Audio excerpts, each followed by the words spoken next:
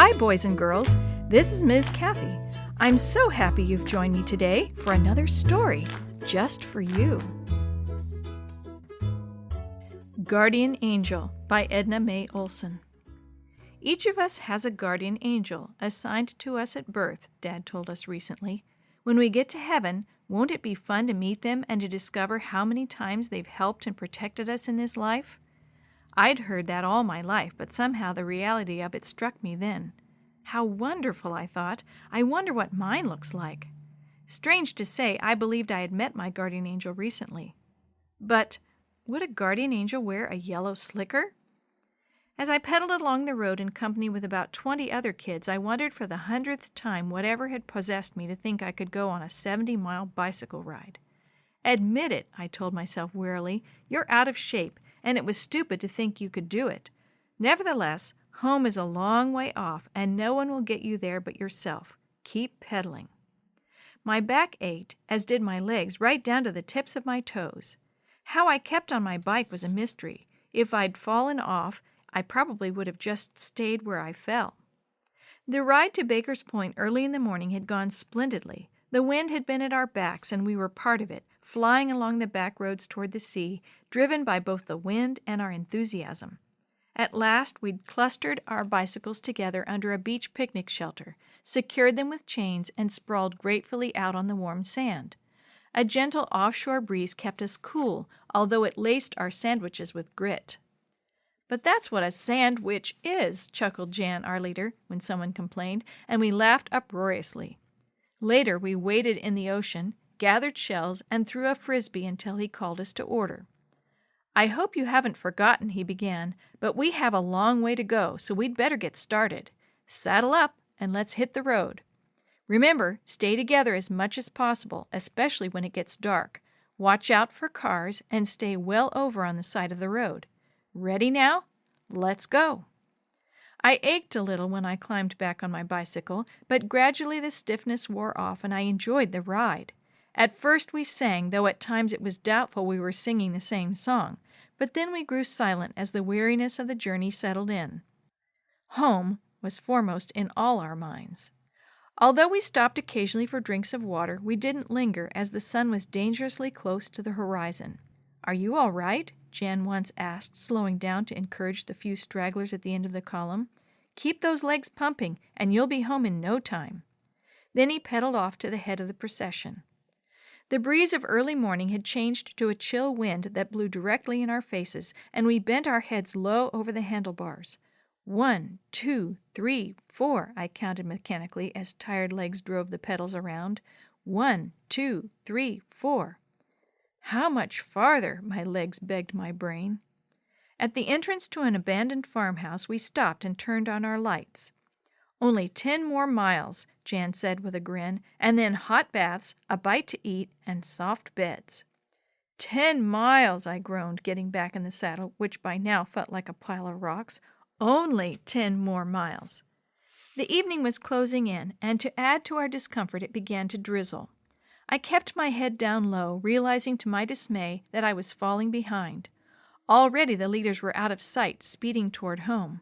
"Faster," I urged my aching legs. "Keep up, whatever you do. If you fall behind, no one will notice." Bang! My bicycle swerved a little, and then I recognized the bump, bump, bump of a flat tire. "Oh, no," I groaned, slowing down and coming to a standstill. "A flat is the last thing I need." I glanced up in time to see the taillights of the last stragglers disappearing into the grayness. Well, nothing to do, I reasoned, but to fix the tire. I fumbled for my toolkit, turned my bicycle upside down, and began to gently separate the tire from its rim. The drizzle continued, and soon I was soaking wet. I wondered what my companions would say when they stopped again and noticed I wasn't with them. Well, no point wondering. I was on my own, and the sooner I tackled the job, the better. When the tire refused to be coaxed from the rim, hot tears of frustration mingled with perspiration and raindrops. A car flashed by, spraying me with water. I felt very alone. Finally, I straightened up and stretched my aching shoulders. "Dear Lord," I whispered, "I'm really in a jam. Please help me." It was then that I noticed a bobbing pinprick of light coming toward me. It was just one light, so it must be. Yes, it was a bicycle. Someone was coming back to help me. "Hi," called a cheerful voice. "I missed you and figured you had trouble of some kind." "Aha, a flat, and in this weather and miles from anywhere. How did you manage that?" My new friend gave a giggle. "First, though, you're soaked. Put this across your shoulders. It will help you a little." She draped a cape over my back. "Now let me give you a hand. I can't think of how many of these I've fixed in my time." My guardian angel in a yellow slicker? Working together, we pried the tire from its rim, patched it, and replaced it. "I hope that holds until you get home," she said, poking damp hair under her hood. "Let's put air in it, and then you'll be all set." "Wow, thanks for coming back," I said gratefully. "I couldn't have changed it alone. That's pretty obvious. But I don't remember seeing you before." "Really?" she said lightly. "Well, I've seen you before. But come on now, this isn't the best place for a friendly tete-a-tete." We cycled on in silence, our tires swishing on the wet road, past the low salt marshes, Brinsom's woods, and on to the first row of houses on the edge of town.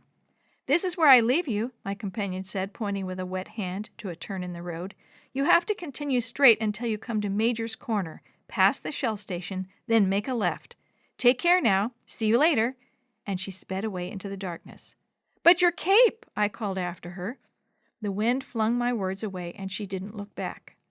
I looked for her everywhere for weeks. I asked my friends about her, but no one had any idea who she might be. "Perhaps she was your guardian angel," Dad said, when I recalled the incident much later. Maybe she was, I thought in wonderment. But a guardian angel in a yellow slicker?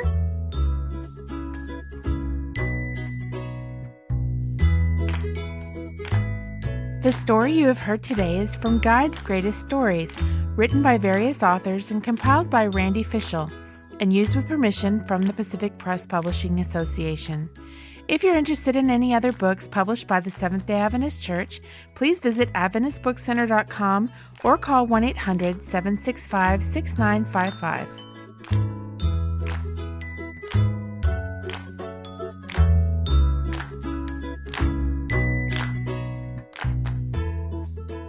This podcast is a production of the Carolina Conference of the Seventh-day Adventist Church.